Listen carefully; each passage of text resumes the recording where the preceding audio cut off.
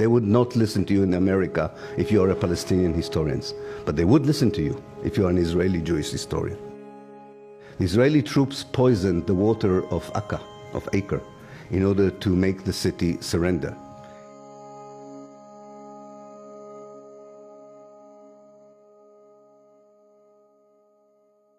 What we found in the archives is that from the mid-1930s, and definitely immediately after the Second World War, the Zionist political and military leadership contemplated and planned mass expulsion of Palestinians in order to create what they thought would be a Jewish democratic state.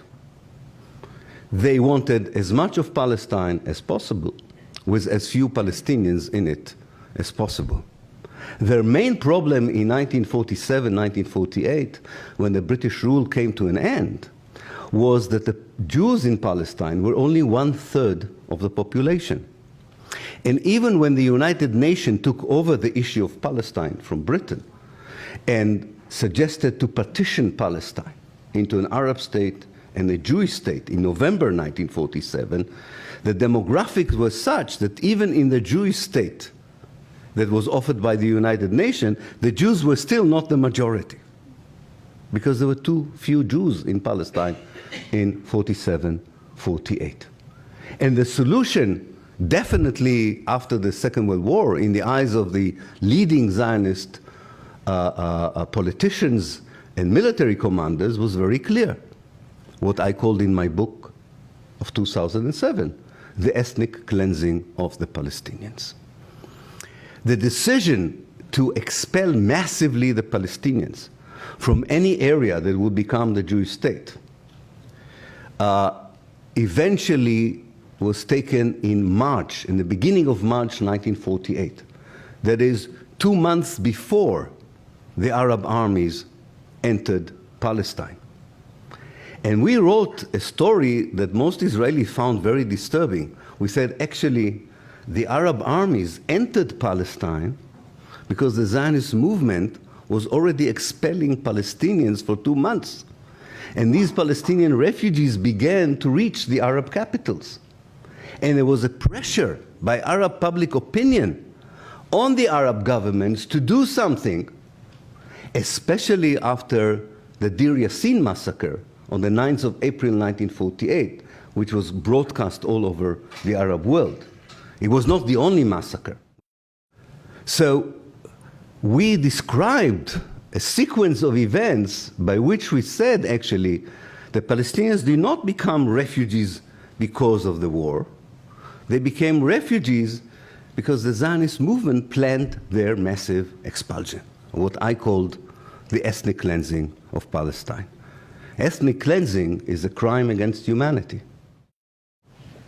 And it was very systematically planned. In March 48, the army adopted something called Plan D, or Plan Daled. And according to that plan, Palestine was divided into areas, and each brigade of the Jewish Zionist army, later became the Israeli army, had a list of villages to occupy and to destroy and to expel. If you go to the documents, you can see that the Israeli army orders the troops in 1948 to occupy the enemy bases, to destroy them, and to expel the enemy outside of the country.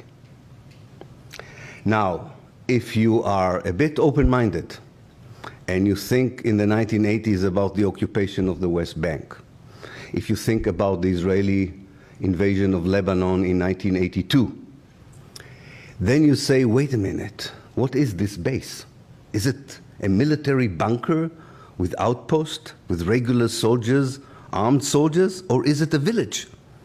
It turns out it's a village, and that the enemy troops are babies, women, old men, and some soldiers.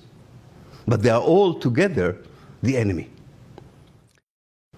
And therefore, the destruction of the base is the demolition of a village.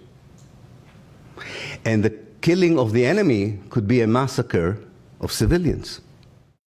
And if you want to understand the Israeli narrative, you have to look at the map that this atlas has on the 1948 war. You can see thick, huge arrows coming from the Arab world into Palestine, and you need a very good eyesight to detect the Israeli arrow that comes to meet them. You understand what the image conveys, right? So we did something very simple. We counted troops, which we're not supposed to do apparently, because we found out that there were more Israeli soldiers than Arab soldiers in the 48 war. So it was not exactly David and Goliath. Maybe there were two Davids, semi-Davids, semi-Goliaths, I don't know, whatever you want. But it was not a David and Goliath. Not only that, we found out that the Israeli army was far better equipped in terms of arms, far better trained. But I don't want to underestimate the fact that there was a war between Israel and contingents from the neighboring Arab states who entered Palestine on the 15th of May 1948, the day that the British mandate or rule over Palestine ended. And this was a war. This was a proper war. People were killed on both sides. Well, one should say that. In the case of Israel and Palestine, because Zionism is a settler colonialist movement, namely, it's a project that has not been completed. Something which I think is very important to understand.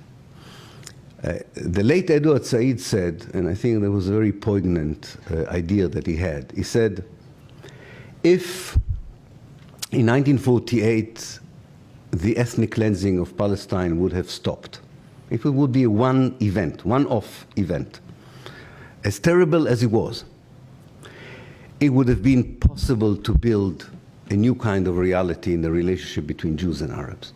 But he said it didn't stop in 1948. Between 1948 and 1967, Israel expelled 36 villages in order to downsize the number of Palestinians within the Jewish state. When Israel occupied the West Bank and the Gaza Strip, it expelled 300,000 Palestinians. 3 refugee camps near Jericho were emptied. The Muslim quarter in Jerusalem near the Wailing Wall was emptied. Since 1967 until today, another 250,000 Palestinians were expelled in various means from the West Bank. And the expulsion, the ethnic cleansing continues as we speak. Sometimes it's just 1 Palestinian a day, sometimes it's more. But the main issue is that the Israeli notion of democracy is totally connected to demography. Namely, you cannot have a proper democracy unless you have a clear Jewish majority. And all the means are justified to get this majority.